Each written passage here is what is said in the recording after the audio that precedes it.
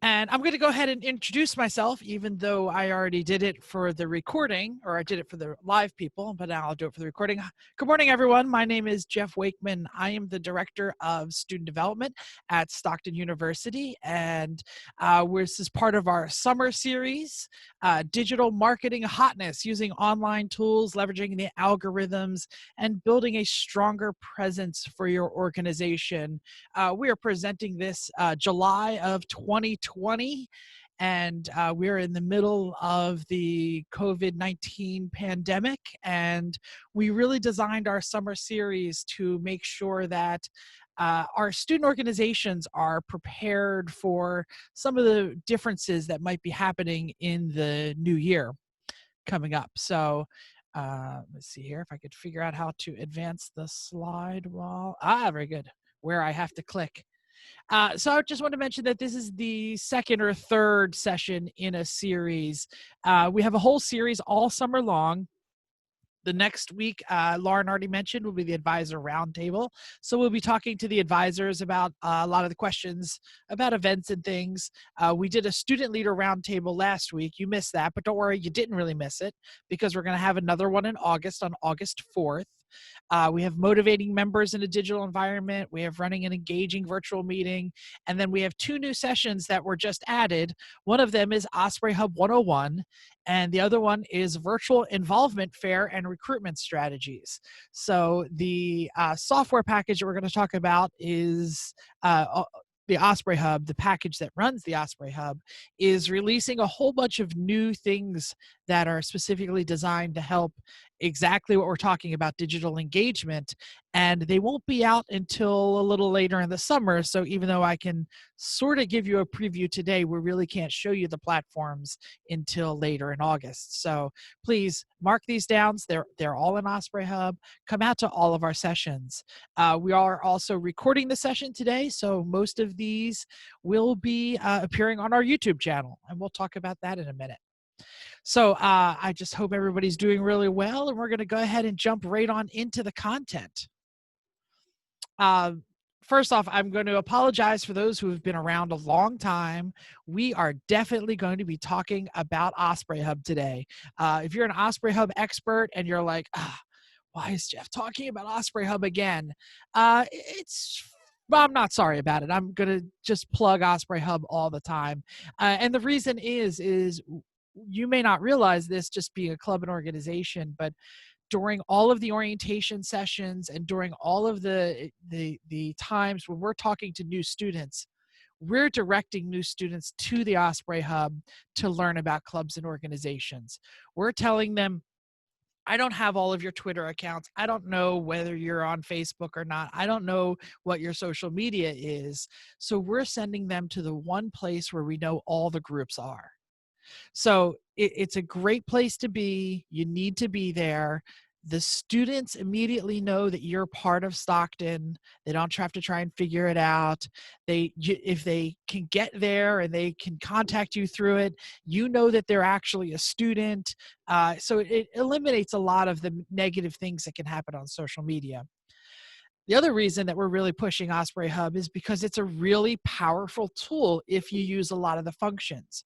And most of the student groups out there are only really using the basic functions.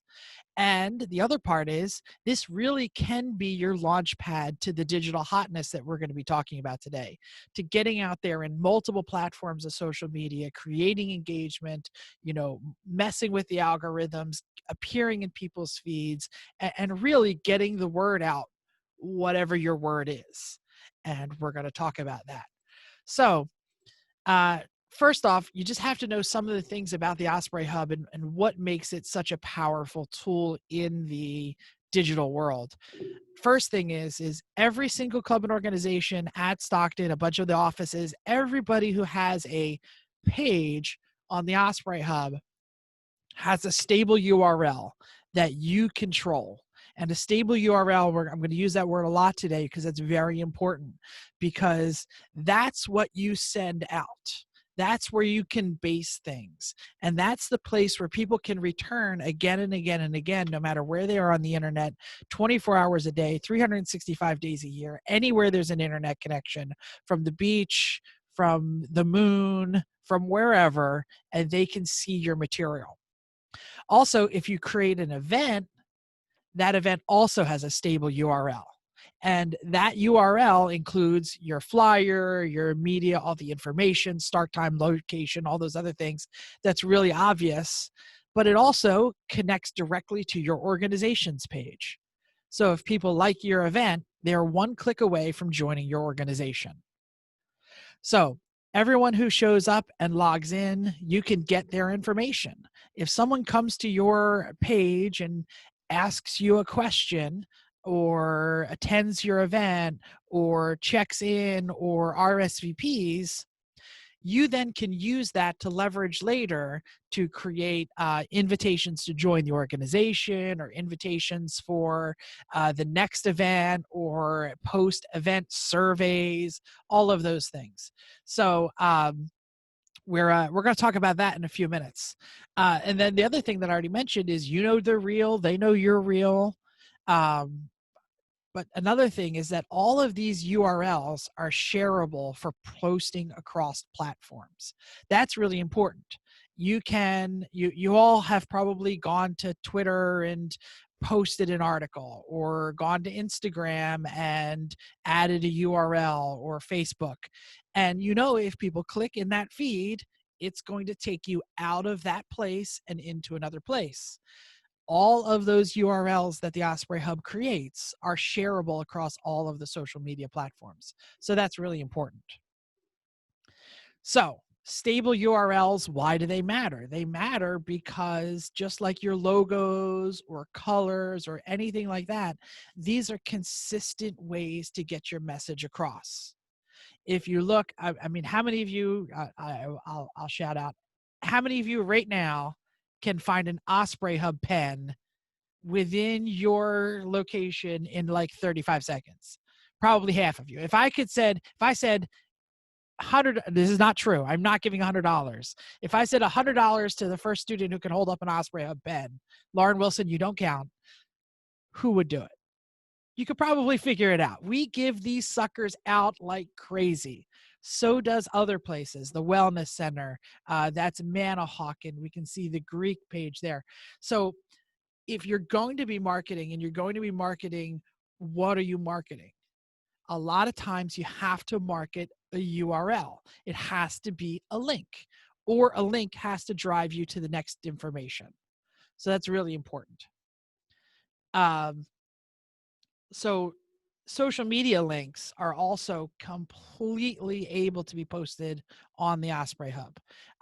There are all kinds of connections that are built inside the Ospreyhub that you can make more effective and more effective. So I'm going to open up really quick, and let me see if it shares. Is it opening a web page? Someone shout out yes or no. No. Okay, hold on a minute. I got to switch my share. Stop sharing. Screen share. Let's see here. Google Chrome. Share. All right. So now you should be looking at the Ospreyhub page for student development. One of the things that student development has done is it has taken advantage of some of the new features. We have galleries. We have all of our events. We have all of our officers here.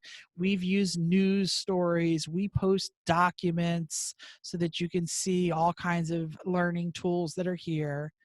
And what is brand new, which no one has really seen yet because they just started it this summer, and I think we're the first person to do it, is they also allow direct links to YouTube videos and embedded videos, both Vimeo and YouTube. So this is a video that I created for an online open house. It's not that great. We're going to change it, but it was what I had. So that's why I put it up there. But this kind of video can be very powerful for students who are joining or looking to join an organization and they want to know what we're about. You can see I used a simple green screen. I videoed myself on Zoom with a background playing of a slideshow of pictures. This is completely within the grasp of every single person I'm talking to. This does not take a lot of high tech. We can talk probably during the fall leadership training. We can go into depth about making videos and things like that. It's not what today is about, but if you don't know these tools, they're pretty easy. Down here, we'll stop that because you can see this is a direct link to our webpage, our Instagram account, our YouTube page, and our Facebook page. So we've decided to integrate our social media right on our Ospreyhub. And this is an important part of, I'll go back to the slideshow here. There we go, share. This is an important part. Oh, why did it go back to the first slide? Come on, slideshow. There we go. It's an important part of how to make the social media and the digital media work for you is sharing back and forth. So share your content one direction and the other direction and make sure that everything is bouncing off of each other. All right. This is why we're saying use everything, use all the tools at your disposal. Here are event flyers. Event flyers look better in landscape. For the first year or two, every time a student group made an event flyer, they just posted a picture. They didn't think to make an event flyer, like flyers were something that you hung up, not something that you loaded in the Ospreyhub. But if you look in the feed, if it says virtual meeting August 11th, 10 a.m. in really big letters, virtual involvement fair August 25th, 10 a.m., I'm looking at that at the size of a thumbnail and I already know what's happening. So landscape flyers should be posted into the Ospreyhub. News stories. This is hilarious. Nobody realizes. Can I jump in real quick, Jeff? Sure, go ahead. I was going to say, if you create your flyers in PowerPoint, that's actually the exact size that that matches up well with the event images. Yes. So my only tip is to kind of squish your information together and leave really thick borders around, because when you go to add in your photo, you have to crop a tiny bit off the sides. But for the most part, the PowerPoint style slide works fantastic. So if you just save that as a JPEG file or PNG file, that translates really well into Ospreyhub. That's awesome. Did I see a question in the comment feed? I can't see it on my screen. No, just an introduction from Chris. Oh, introduction. Hi, Chris. So cool. Awesome. So event flyers. You're going to use event flyers. All of these, again, are stable URLs that never go anywhere. News stories, another great thing that you can use. This is open to every single organization, and there's a feed at the bottom of the Ospreyhub page that lists the news stories from every organization in chronological view, so that if you post a news story, it goes to the top of the feed. If you posted a story 10 seconds after I post a story, even though I'm in charge of the website, yours goes on top. I do know some tricks on how to move it, but I probably wouldn't do that. So this is a great way to talk about what your organization is doing and get more people driven to your site. All right? Whether it's an event page or any kind of URL that you put in there is going to populate. Also, gallery. The gallery is one of the greatest features that some clubs are using really well and some clubs aren't. Circle K people, you're here, right? You had a great you had a great gallery. See, there's your gallery right there. But I didn't choose you for the case study. I chose Active Minds. And I chose Active Minds because they had one of the greatest, I think, like, I would call it like a historical and fun view of their organization in their gallery. So their gallery, this is what their gallery looks like. They have different gallery headings for each year. So here's what the Active Minds did in 1920, in 1819, in 1718. So this became like a great historical view of their club and organization. And when I clicked into the pictures, it showed all of these great things that they were doing. It showed events, it showed their flyers, and this flyer is presented in a great way. Them holding a poster, and you can see the words down here. It looks like it's a social media post. It's very engaging. That I didn't put this arrow here. They put this arrow here. So they're pointing at the dog and the dog. So when I go to this page, I've immediately found their character. And their character was that they have a lot of events. They have a lot of members because they're doing all these group shots. I can see that they deliver messages of hope and support. And I can see that they pet a lot of dogs. If I'm a high school senior and I'm looking for a club to join, this feels great. And it's taking something that you could never replicate, and you're proving it online. You're proving that you're fun, you're proving that you're active, you're proving that you have a message, and you're getting the message across, because some of these backspace here. Some of these messages were specifically suicide prevention events. I could see that they had Eating Awareness Month posters. So I immediately not only knew who they were, but I also knew what their message was. So double points for Active Minds today. All right. I'm talked a lot about the Ospreyhub. I will stop talking about the Ospreyhub, but I wanted to give you just one more thing, and because we're going to be talking about consistency. And Lauren Wilson, who is our kind of marketing person up there, and she worked with our graphics department, and she worked with the university itself to create a vibe for the Ospreyhub that is incredibly consistent. So you can see that all of our colors are consistent. We're using the same language. She yells at me when I don't capitalize Ospreyhub correctly. If I put a space in it, I get yelled at immediately. But these are things that if you design right from the beginning, they can really pay dividends. Lauren, you want to jump in here and defend yourself? No, I was just noticing that you didn't capitalize the H in Osprey. I know. I just noticed First that thing as I noticed, and part of me was wondering if that was an intentional. That wasn't intentional, but It wasn't I did notice intentional. it as soon as I put it here. I was like, Lauren's here. I didn't capitalize Ospreyhub. But at least it's not in Comic Sans, so I'll forgive you. We'll get that later. So the very first question, and this is going to be a shout out, so prepare to unmic yourself. Why do you want to have a great digital presence? What is it that your organization wants to do? Are you trying to get a message across? Are you trying to build members? Do you want people at your events? Donations. Circle K, one of the biggest things that they do is Relay for Life. So if they have a great online presence, I assume at some point you might be asking people to get a donation. Very, very important difference in how you're going to use your social media. Also, you can be popular or to drive traffic somewhere else. You might be using Twitter specifically to drive traffic to your Ospreyhub page or to a specific event.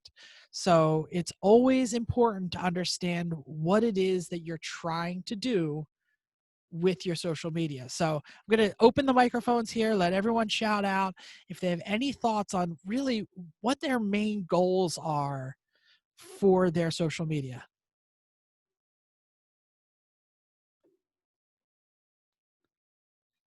Anyone? I'll go. Thanks, Sarah. I think definitely to get more members, just because who really knows what the deal is going to be with like recruitment and involvement fairs in the fall.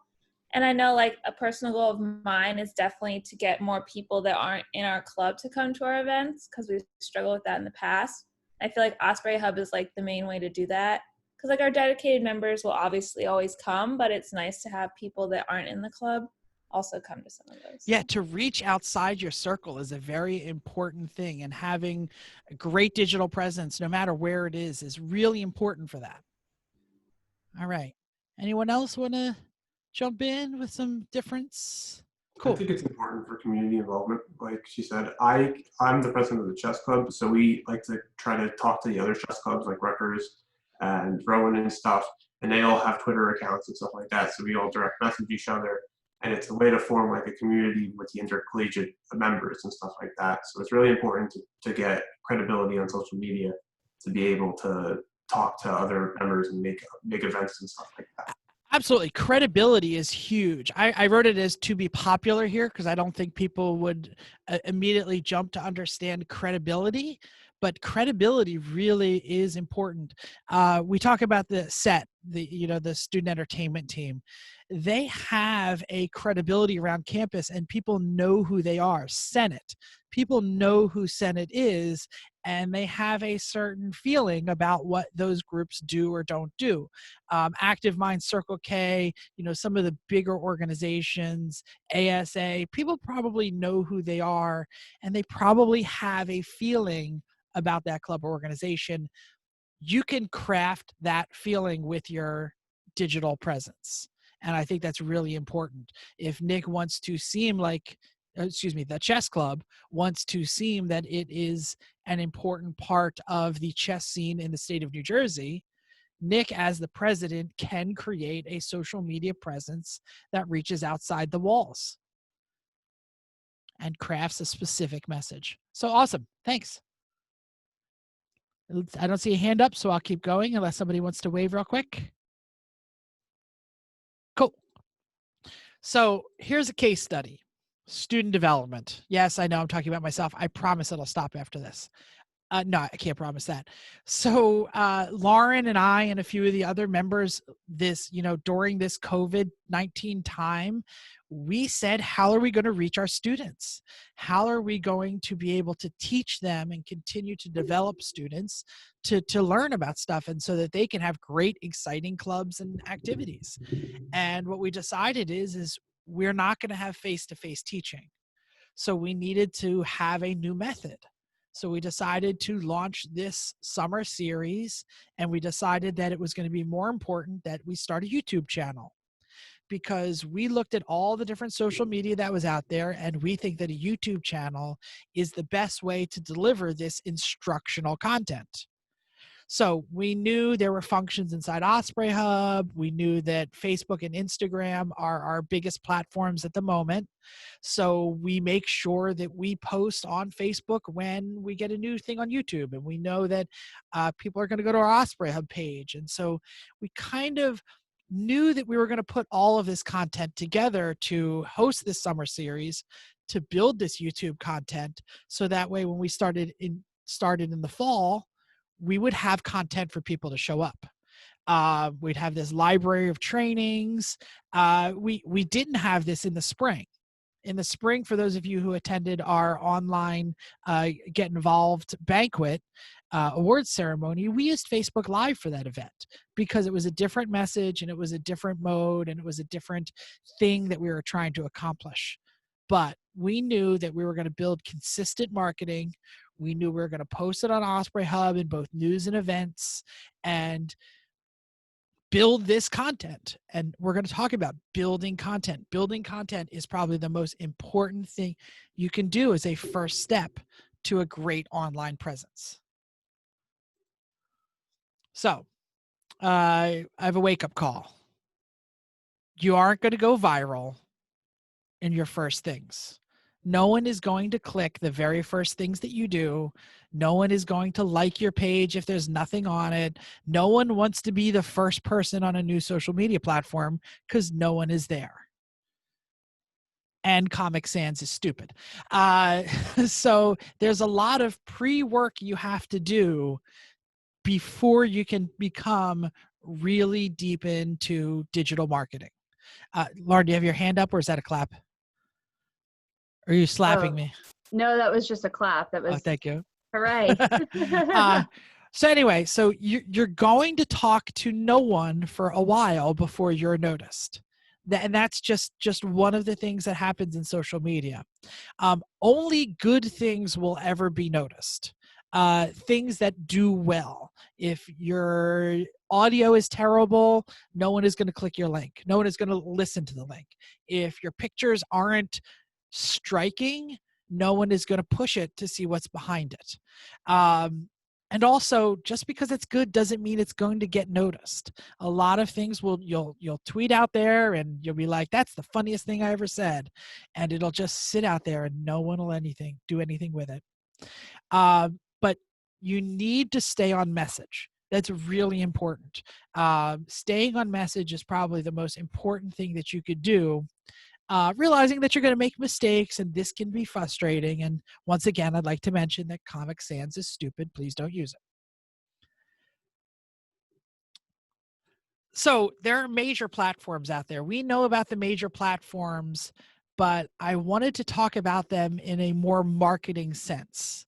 If I said social network, the ones that most people talk about are Facebook and Twitter and LinkedIn. All right. These are connections. People make connections in the real world and then they share connections out, or they share connections with famous people. So this is how like the world sees these social platforms, and you need to think about using them in different ways because this is the way that it's being used out there. So Facebook, we all know it. It's the biggest, it's the deepest, it's the junkiest. Your grandmother is probably on Facebook. You know, like it is old. It is so old. I'm an OG Facebook person. Okay. I was in Facebook before it was public, when you had to have an EDU account and they had to be at your school. Okay. If you've seen the Social Network movie, A, good movie, B, full of lies, you'll know about the history of Facebook. So anyway, it's there, but it is huge. And there is more interaction in Facebook than any other social media platform combined. Not the deepest interaction, the most interaction. All right. Twitter is more one way. People tweet back and forth to each other, and famous people tweet back and forth, and your friends probably tweet back and forth to each other. But I guarantee Beyonce or Donald Trump or whoever it is that has like 1 million followers is not reading everything that is tweeted back at them. So know that there's a limited two-way interaction, more of a one-way interaction with Twitter. LinkedIn is seen as like the professional place. This is not a place for joking around. We do professional things on LinkedIn. You read my resume and you hire me. All right. Still a huge platform. There's also photo and video sharing, and this is where the influencers really interact in a different way. So Instagram is kind of like Facebook, but there's less junk and it's less flexible. All right. You can't post crazy cryptic theories about, the water turning the frogs gay and all things like that. This is just about, it's a visual media. All right. So unless I put a picture of some crazy man in a tinfoil hat, the message that gets across is a different message. Pinterest. Everyone thinks Pinterest is not a platform that you might use for your club and organization. But I want to tell you, Pinterest is one of the most searchable platforms out there. If you Google search things, Pinterest is more likely to deliver you a result for physical making and design things than any other platform out of there. You can have a YouTube channel about design. You can have a Facebook about design. You can tweet about design. If you make a Pinterest page about 27 cool ways to make a hat, that will actually deliver so many more Google results, right? YouTube is the long form content king. If you're hosting an hour-long discussion on how to use social media, you post it on YouTube. Vimeo is out there. It's less ads, but it's less viewers, very similar. There's interactive media, TikTok, Snapchat. You know what these are. They're just now being figured out how to be marketing tools. So, and this is where we call it the creepy uncle effect. All right. You can offend people in Snapchat and TikTok by being too marketing focused. So you sure as heck don't want to Snapchat with Jeff. He's like 48 years old. Snapchat is for your friends. If other people start injecting themselves into some of these more experimental interactive media, you might not like it. So you have to be careful. Blogging is out there. It's deep discussion. I don't think a whole lot of our clubs and organizations are going to be blogging, but hey, Disney Association, since you're here, if there was blogs about somebody's internship experience, if there was ways that people would either video blog or write blog, something that is posted consistently, daily reminders about what happened on my Disney internship today. Those are the kinds of things that you could link to other more engaging social media platforms. I watch a daily video blog from a friend of mine who is a traveling nurse who worked in Manhattan during the COVID emergency and now works in Texas during the COVID emergency. He posted on his Facebook. It's a YouTube channel. I see it on Facebook. I click it. I watch it. It's incredibly engaging because of its depth, because of its blog nature, because of its constant updates. So if you have the kind of message that you want to send across that can work that way, Reddit, Tumblr, YouTube channels, these are the ways to do it. So anyway, I wanted to mention that one, but like I said, I don't think that's going to be useful for most clubs. So you need to think about what kind of content you are going to generate. Are you a visual group? Are you creative? Are you going to be sharing other people's things? What are your contemporaries and your competition doing, right? Nick already mentioned other chess clubs around the state of New Jersey are on Twitter. So you need to be on Twitter because that's where the interaction is happening. And also, where is your target market? I run a podcast, and most of my target market are older people, not older people like my age, middle-aged people. And so we really work off of Facebook, Instagram, and YouTube because that's where most of them are. I can't share a TikTok to another 50-year-old and be like, hey, sign up for this. All right. So where is your target market? Very important. So once you decide what you're going to do, which platforms you're really going to focus on, understand that you're not going to be able to do them all. So you're going to start small. You're going to post a lot. You're going to think about what your personality is. Naming convention matters. Whose email is it connected to is really important. You're going to graduate someday. How are you going to hand off that social media platform? If it's a Twitter handle and it's connected to your student email address, that's going to be really hard to move on. But if you create a Gmail account for your club and org, and then you create the Twitter account on that, it's a lot easier to hand over. So setting up good profiles, connecting the profiles, setting up a good base of posts before you ask anyone to follow. All right. No one is going to follow something if they can't quickly go through it and see if it's worth it. So I also want to mention that each platform works differently, and you need to know how to use them correctly to get the most bang for your buck. And by buck, I mean sweat equity. Obviously, we're not suggesting you actually pay for ads. That would be crazy, right? And what you need to know is the algorithms. If you don't understand how social media works, I'm sure you do. You're all clued in, electrified people. But every social media platform has an algorithm that decides what you see and what you don't see. And they aren't all the same. So what works on X platform might not work on Y platform. They also change them frequently. If they come out with a new feature, typically it is favored.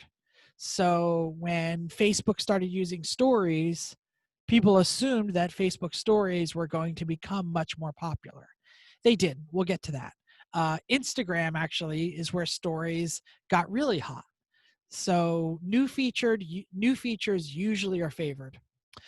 There's still no guarantee of going viral, but likes, shares, followers, and interaction is the baseline to having more people seeing what you're doing by having it appear higher up in their algorithm. All right. If you go to Facebook and you look through it, there are thousands and thousands of posts that could be delivered to you. How come sometimes you see the same post like 3 days in a row? Usually because there's a conversation attached to it, or a liking or a sharing that is happening behind the scenes that is bringing it back to the top of your feed. So if there's a Facebook story that has 400 comments that you made, or one of your friends made, or you commented on once, it's going to appear again and again and again. And that's the interaction that we're going to talk about. So personality, you use personality to get views, and those views turn into eyeballs when it's time to deliver your message. All right. New Jersey's official Twitter is a great case study to look at this. So here is New Jersey's official Twitter. Yes, that is a picture of Baby Yoda holding the state of New Jersey. Yes, the pinned tweet at the top says Black Lives Matter and has, is that an emoji? I don't even know what to call that. It's Baby Yoda holding a sign that says Black Lives Matter. How is it possible that this is the official Twitter of the state of New Jersey? It is, and it works. Here's another tweet from a few days ago. Top story, Tropical Storm Faye is coming.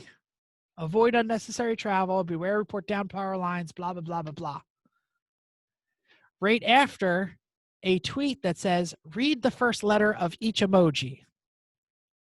Who can figure it out what it says? Wear a mask. Wear a mask. Nick Carlson, very good. So they didn't just say wear a mask. They made it fun.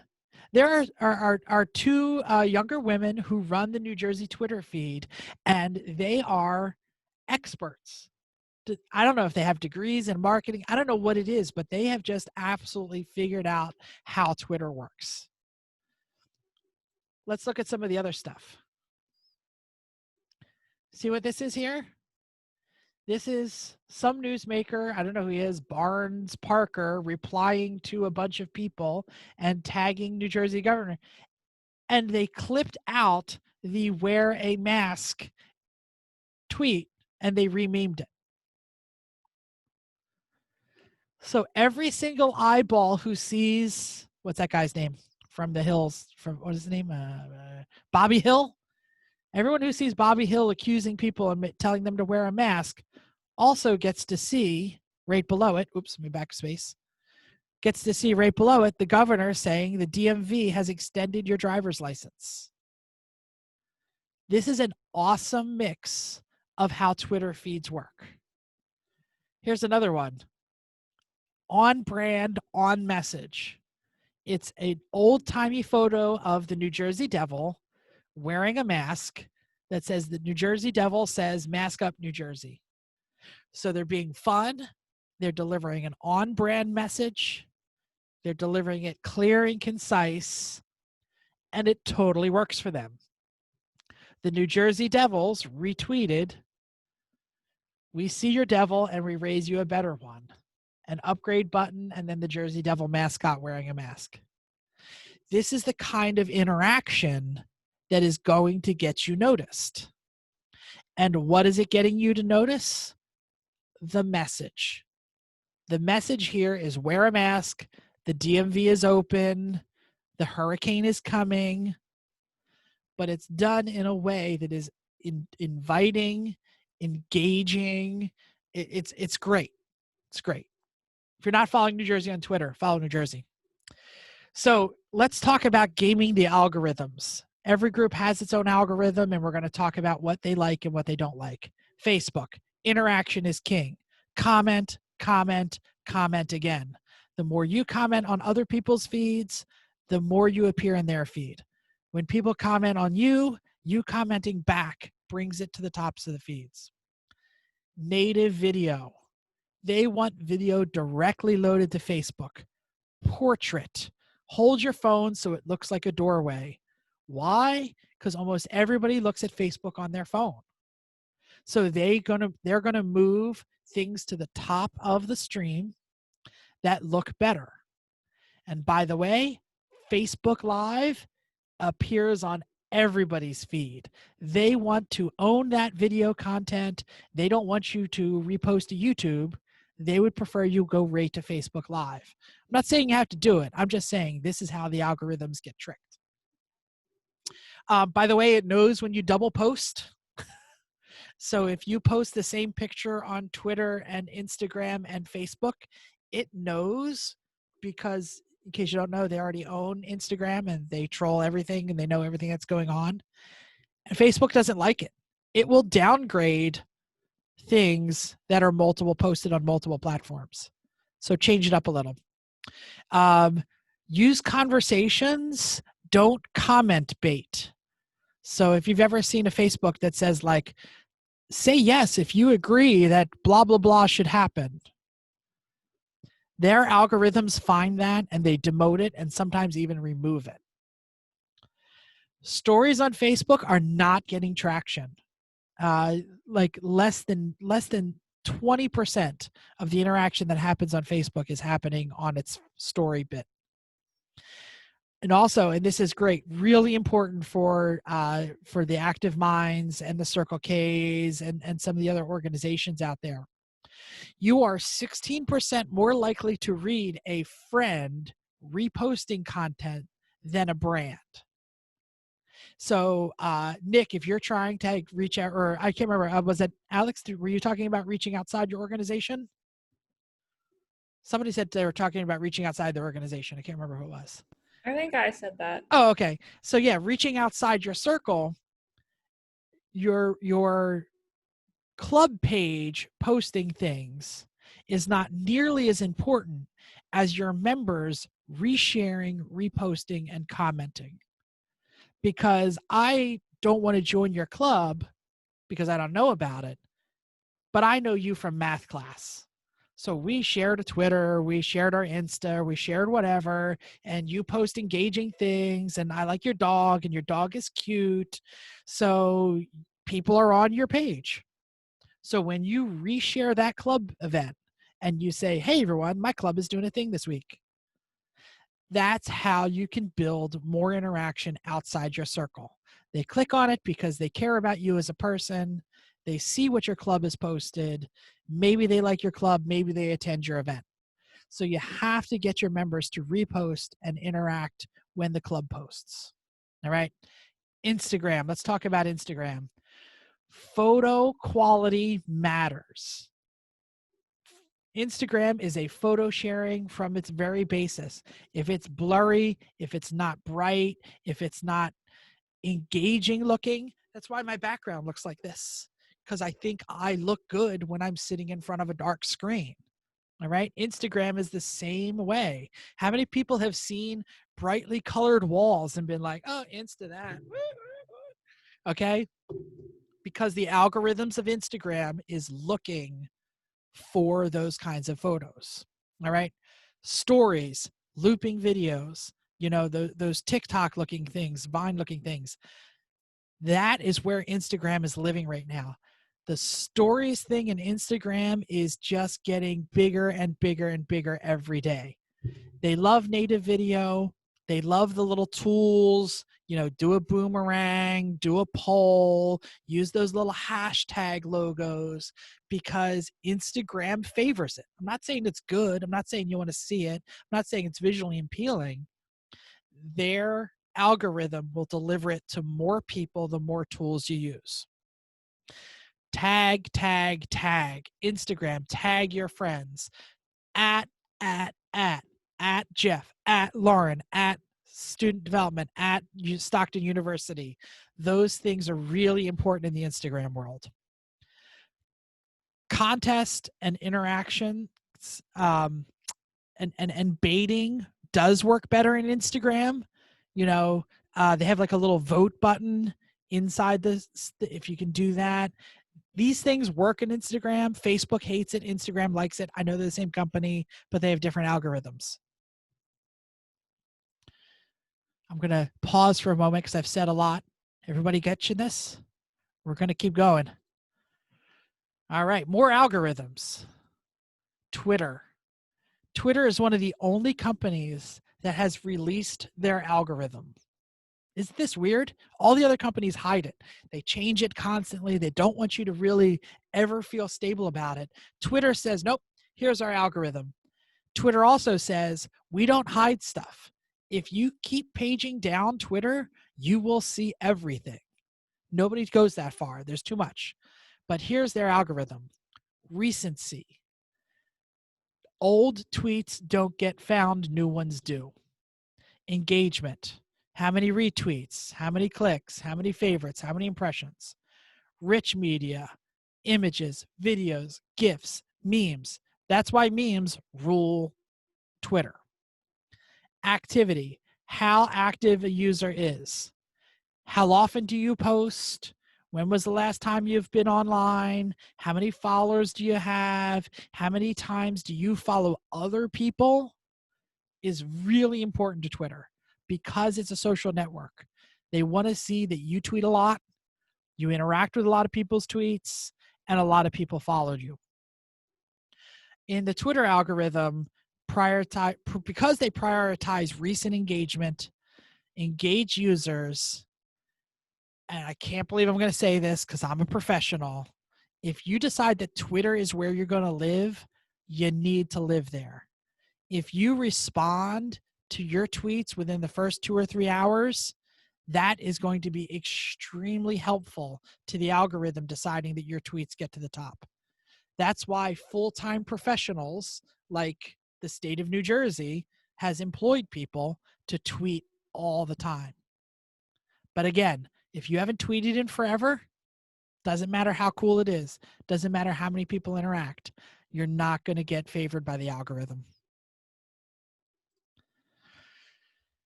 But that doesn't mean you can't Twitter. It just means that you're going to have to do cross-platform engagement. Here is another just textbook cross-platform engagement. New Jersey, remember the people who are tweeting about, Baby Yoda, retweeted Governor Murphy, who tweeted a TikTok video by Bill Nye. This is layers and layers and layers of social media content. This is how you can boost your posts onto platforms that you might not use or love. If you're not on Twitter all the time, but there's some cool tweets out there that you want to say, or you think that's the way to get your message across, tweet it, but then repost it where you have interaction. Because people who touch it are now interacting with your Twitter. Same thing with your Instagram. If you Instagram and then you share that Instagram to your Facebook, if people in the Facebook world touch that screen, they are now interacting with your Instagram. So that's how you can build interactions across platforms. All right. Very important to learn how to do this if you think the platform that you're in right now isn't the best mode to get your media out. All right. Whew, we're almost wrapping up here, and then we're going to go to questions. Analytics. Analytics is really important. How many people have ever opened up their Facebook page analytic or their Instagram analytic and saw what's working and what isn't? If something goes right, you have to keep going back to it. You'll never know what was good if you don't look. So this is I think this is a Facebook. Yeah, this is a Facebook analytic page for my podcast. I have a stupid podcast. Don't worry about it. That's not important. But what's important is if you look here, almost all of my interactions are getting about 200 page views and likes. And then April 27th, we did something, got 3,499 people looking at it. I had no idea. I knew about this one. This is about 1,000 here. And I knew about one we did a couple months before that got 2,700. But I didn't realize until last night when I was doing my research and looking for some cool analytics to grab that I had done this in the spring. Gee, April 27th, I probably had other things on my mind, like, oh my God, I'm living at home with my son trying to teach him math. But yeah, this is the kind of things you need to go into those analytics and see what is working. That happened to be a Zoom meeting, believe it or not. We went live on Zoom and we invited our listeners to come on live with us. Who knew? Live content. So build what you want. Not everything will work. Have fun. Stay on brand. I'm going to talk to you about some fun stuff. Wendy's Twitter is the most shade throwing Twitter account on the world. I can see people laughing. Yeah, they are crazy funny. McDonald's tweets, today we've announced by mid-2018, all our quarter pounder burgers, the majority of restaurants will be cooked with fresh beef. Wendy's, shade, right back. So you still use frozen beef in most of your burgers in all of your restaurants? Ha ha ha, shade. KFC, I don't know why fast food came up with the first couple I'm looking at. So this guy named Edge, or Edge at 22, I think that's him there. He realized that the official Twitter account of KFC only had a very limited number of followers. It had followed 11 guys named Herb and all 5 Spice Girls. Because, of course, their chicken is 11 herbs and spices. They did that for years, and no one noticed until this guy. Actually, there was a woman who discovered it first, but he is the first one that got noticed. So they sent him an oil painting of him with a drumstick riding on the back of the Colonel. No idea why, but man, this made all the news. Oops, I don't think I can do that because I'm sharing. Link will be in the article, but there's a CNET article about it. It went viral because they did that. Lego. If you're not following if you're not following Lego's Instagram, I don't know what you're doing. Lego has the most amazingly visual storytelling Instagram. If you are a visual art, you need to be following some of these more visual, wonderful Instagram accounts to see what they do. This ramen looking thing, that's all Legos. This car drives itself, and the builds are posted on YouTube and on Instagram. Their Instagram is fantastic. Check it out. So, we're coming to the end here. This was long. If you didn't pay attention, here's the wrap up. Use everything you can inside the Ospreyhub. It's a great platform that is absolutely free that can populate all of your social media no matter where you do. Don't try and do everything in the entire social media landscape. You can't, you're not full-time marketers. You can't run a really engaging Twitter and an Instagram and a Facebook and take your classes and a Snapchat. It's just not possible. But you need to post consistently. You need to post good stuff. You need to post at the right times, which means way before your event. If you haven't posted in a week and the first post you do is about your event, no one's going to see it. But if you've posted every day at noon, keep posting every day at noon. That consistency is key. Engage with others. You may like and retweet from your personal account all day long. When's the last time you opened your club account and retweeted and reposted and engaged with other people with that account? Very important. Character on message is a good thing. Don't worry about not being in character. Worry about being off message. Have a plan. I'm just a fool who's never taken a marketing class in their life. I went to a couple of classes about this at a couple of conferences, but man, there is so much stuff out there. We're going to post this. All of these links will be live in the YouTube after we post it. We're going to have all of them in your feeds. Go read about this stuff. The algorithm stuff is so deep. I could do an hour on each one of them. I'm not going to do that. That would be boring. Whew, we're at the end. Thoughts, comments, questions. I'll open it up to the group. Go ahead, Lauren. I just want to jump in because I know that you had talked about like Instagram being very visual. Canva is a great tool to utilize if you wanted to kind of build your content through there. Another tool that I like to use is there's two websites, Unsplashed and Comfite, that have great stock photos that you can use for free. And so if you're trying to build your own advertisement, or even just something that you want to, you know, blast out on social media, those are two great resources to find free stock photos, so that this way you're not just downloading something from Google Images or something that kind of appears really pixelated. So Unsplash and Comfite are the two ones that I like to use. Yeah, if you're trying to build Instagram, let me go back. There is this this article right here. I keep doing that. This 99% invisible. It's the second one from the bottom.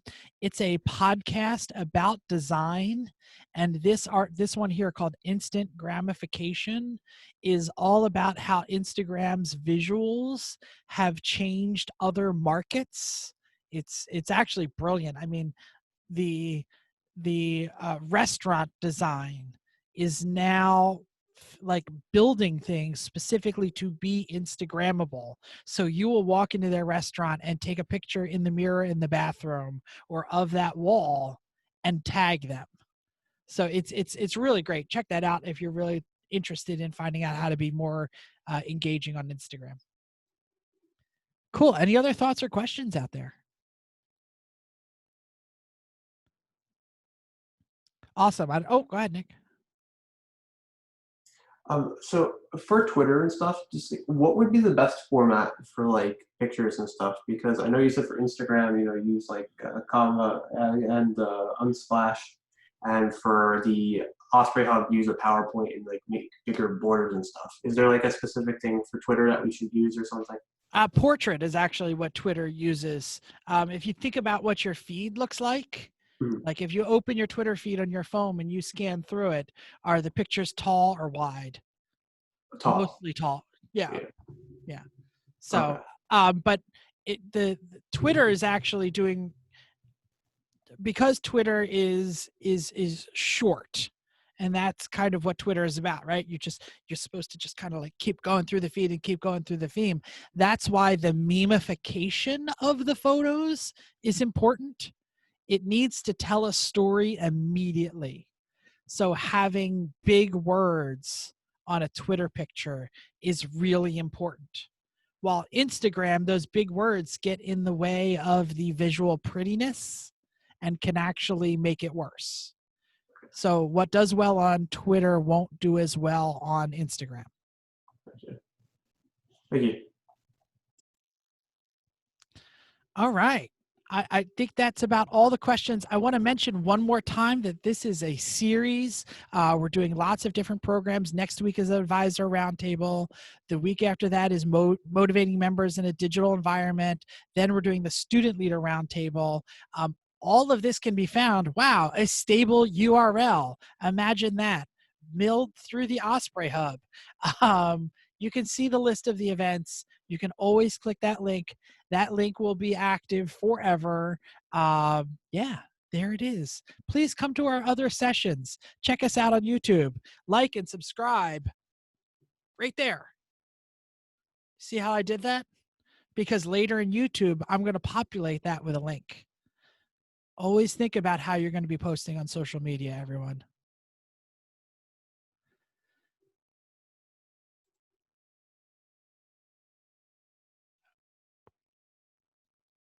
Stop the recording here. Oh, my windows are in my way. I'll have to edit all this out later.